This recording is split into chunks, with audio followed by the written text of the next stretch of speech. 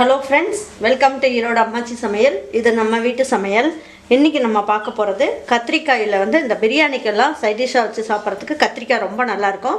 நான் அத உங்களுக்கு இன்னைக்கு செஞ்சு காட்றேன். நம்மளோட சேனலை சப்ஸ்கிரைப் பண்ணாதவங்க சப்ஸ்கிரைப் பண்ணிக்கங்க. சமையல் குறிப்புகள்லாம் உடனே உங்களுக்கு வேணும்னு நினைச்சீங்கன்னா பக்கத்துல இருக்க பெல் பட்டனை அழுத்தி வச்சுக்கோங்க. இப்போ பாருங்க, நான் எள்ளு கருப்பு எள்ளு தான் எனக்கு இப்போ கிடைச்சது. இதை நல்லா அலசிட்டு அரிச்சு வச்சிருக்கேன். இந்த மாதிரி இருப்பு சட்டியை நீங்க நல்லா சூடு பண்ணிக்கங்க. பண்ணிட்டு இதில் போட்டிங்கனாவே எள்ளு நல்லா பொரிஞ்சிரும். எள்ளு நல்லா பொரிஞ்சதுனா தான் நமக்கு டேஸ்ட் நல்லா கொடுக்கும். அதுக்காக இந்த மாதிரி நல்லா வறுத்துக்கலாம். இப்போ இதுலேயே ஒரு 10 முந்திரி பருப்பு எடுத்து உங்களுக்கு எந்த அளவுக்கு கிரேவி வேணுமோ அந்த அளவுக்கு நீங்கள் முந்திரி பருப்பு எடுத்துக்கோங்க. இதையும் லேசாக இந்த மாதிரி இருப்பு சட்டியில் வச்சு நல்லா வறுத்துக்குங்க. இதுலேயே நீங்கள் என்ன பண்ணுங்க, நான் வேர்க்கடலை வறுத்த வேர்க்கடலை தான் இது. நான் என்ன பண்ணியிருக்கேன், இதை நல்லா தோலெல்லாம் எடுத்துகிட்டு துணியில் தொடச்சிட்டு எடுத்து வச்சுருக்கேன். ஏன்னா இந்த இதிலெல்லாம் மண் இருக்கும். இதையும் லேசாக வறுத்துக்குங்க. பாருங்கள், எல்லாமே நல்லா வறுத்தாச்சு. இப்போ இதெல்லாமே எடுத்துக்கலாம். எடுத்து ஒரு தட்டில் மாற்றிக்கலாம். இந்த சூட்லேயே நீங்கள் என்ன பண்ணுங்கள், ஒரு 10 மிளகும் ஒரு 1/4 ஸ்பூன் அளவுக்கு ஜீரகமும் போட்டு நல்லா வறுத்துக்குங்க. எல்லாம் இப்போ இதையும் ஒரு தட்டுக்கு மாற்றிடலாம். பாருங்கள், இதெல்லாமே ஒரு மிக்ஸி ஜாருக்கு மாற்றிக்கலாம். இப்போ நல்லா பொடி பண்ணிவிட்டு லேசாக தண்ணி ஊற்றி அரைச்சி எடுத்து வச்சுக்கலாம். இப்போ நம்ம கத்திரிக்காய் எப்படி செய்யலான்னு பார்ப்போம். இந்த கிரேவி செய்யறதுக்கு தேவையான அளவுக்கு எண்ணெய் ஊற்றிக்கலாம். ஒரு 1/4 ஸ்பூன் அளவுக்கு கடுகும், ஒரு பிஞ்ச் அளவுக்கு வெந்தயமும், ஒரு பிஞ்ச் அளவுக்கு ஜீரகமும் எடுத்திருக்கேன். இதில் போட்டுக்கலாம். பாருங்கள், இதில் 4 பல்லு பூண்டை கட் பண்ணி எடுத்து வச்சுருக்கேன். இப்போ இதில் போட்டுடலாம். கருவேப்பிலை ஒரு இனுக்கு போட்டுக்கலாம். 2 பச்சை மிளகாயும் முழுசாகவே போட்டுக்கலாம். 2 பெரிய வெங்காயத்தை இந்த சைஸ்க்கு போட்டுக்கலாம். புளி இந்த சைஸுக்கு எடுத்துக்கோங்க.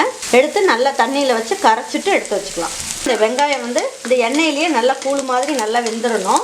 இப்போ இந்த கிரேவிக்கு தேவையான அளவுக்கு உப்பு போட்டுக்கலாம். இப்போ நம்ம எடுத்து வச்சுருக்க கத்திரிக்காயை இந்த மாதிரி நான் கட் பண்ணி எடுத்து வச்சுருக்கேன். இந்த மாதிரி கத்திரிக்காயை நம்ம இதில் போட்டுக்கலாம்.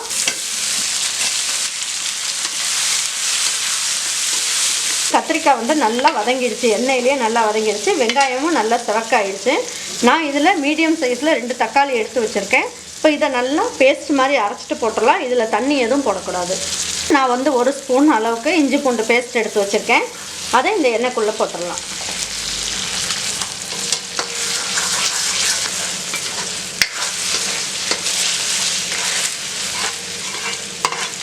பாருங்கள், 2 தக்காளியை நல்லா பேஸ்ட் மாதிரி அரைச்சி வச்சாச்சு. இப்போ இந்த இதில் நம்ம ஊற்றிடலாம்.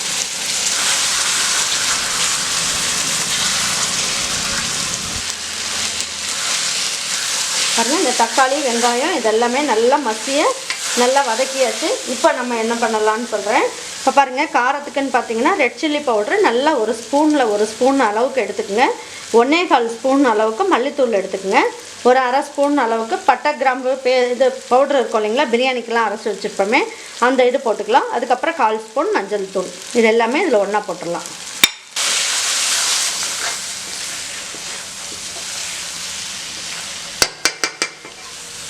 இப்போ பாருங்கள், இதுக்கு லேசாக கொஞ்சமாக மட்டும் தண்ணி ஊற்றலாம்.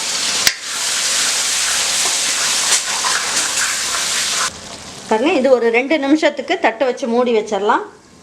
பாருங்கள், இதுலேயே கொஞ்சமாக கொத்தமல்லி இலையும் தூவி விட்டுடலாம். பாருங்கள், இப்போ நல்லா வெந்துருச்சான்னு பார்ப்போம். எண்ணெயெல்லாம் கசிஞ்சு நல்லா வந்துருச்சு. கத்திரிக்காயும் நல்லா சுருளை வெந்துருச்சு. நல்ல பேஸ்ட்டு மாதிரி நல்லா அரைச்சாச்சு. நல்லா நெய்ஸ் ஆகிடுச்சு. உங்களுக்கு வெள்ளை எள்ளு போட்டிருந்தீங்கன்னா இந்த அளவுக்கு கருப்பாக இருக்காது. இது கருப்பு எள்ளு அப்படிங்கிறதுனால உங்களுக்கு கருப்பாக இருக்குது. இப்போ இந்த ஸ்டேஜில் நீங்கள் இந்த பேஸ்ட்டை இதில் ஊற்றிக்கலாம். இதில் முந்திரி பருப்பு வேர்க்கடலை எல்லாமே போட்டிருக்கிறதுனால உங்களுக்கு கிரேவி திக்காயிரும். அதனால இந்த ஸ்டேஜ்லேயே உங்களுக்கு எந்த அளவுக்கு தண்ணி வேணுமோ பார்த்துட்டு நீங்கள் ஊற்றிக்கணும். அப்படி இல்லைன்னா உங்களுக்கு அடிப்பிடிச்சிரும். அதுக்காக இந்த ஸ்டேஜ்லேயே நீங்கள் தண்ணி வேணுன்ற அளவுக்கு ஊற்றிக்கோங்க. கொஞ்சமாக மல்லி இலையை தூவி விட்டுட்டு தட்டை வச்சு மூடி வச்சிடலாம். ஒரு 2 நிமிஷம் அளவுக்கு நல்லா கொதிக்கட்டும். ஸ்டவ்வை கொஞ்சம் ஸ்லோவாகவே வச்சுக்கோங்க.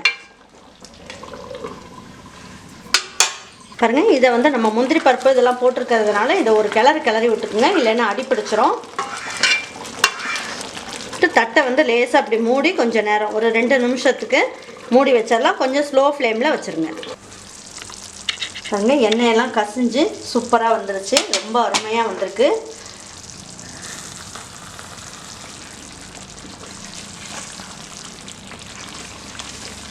பாருங்க இப்போ இதை எடுத்து வச்சு பரிமாறிடலாம் வாங்க. சூப்பரான இந்த எண்ணெய் கத்திரிக்காய் கிரேவியை வந்து நீங்கள் தாளிச்ச ஏதாவது பிரியாணிக்கெல்லாம் வச்சு சாப்பிடும் போது ரொம்ப நல்லாயிருக்கும். இதே மாதிரி நீங்கள் ஒரு கத்திரிக்காய் கிரேவி நீங்கள் செஞ்சு பிரியாணி வச்சுட்டு சாப்பிட்டு பாருங்கள். உங்களுக்கு பிடிச்சிருந்ததுன்னா லைக் பண்ணுங்கள், ஷேர் பண்ணுங்கள், சப்ஸ்கிரைப் பண்ணுங்கள், மறந்துடாமல் கமெண்ட்ஸ் பண்ணுங்கள். தேங்க்யூ ஃபார் வாட்சிங் ஈரோடு அம்மாச்சி சமையல். தேங்க்யூ.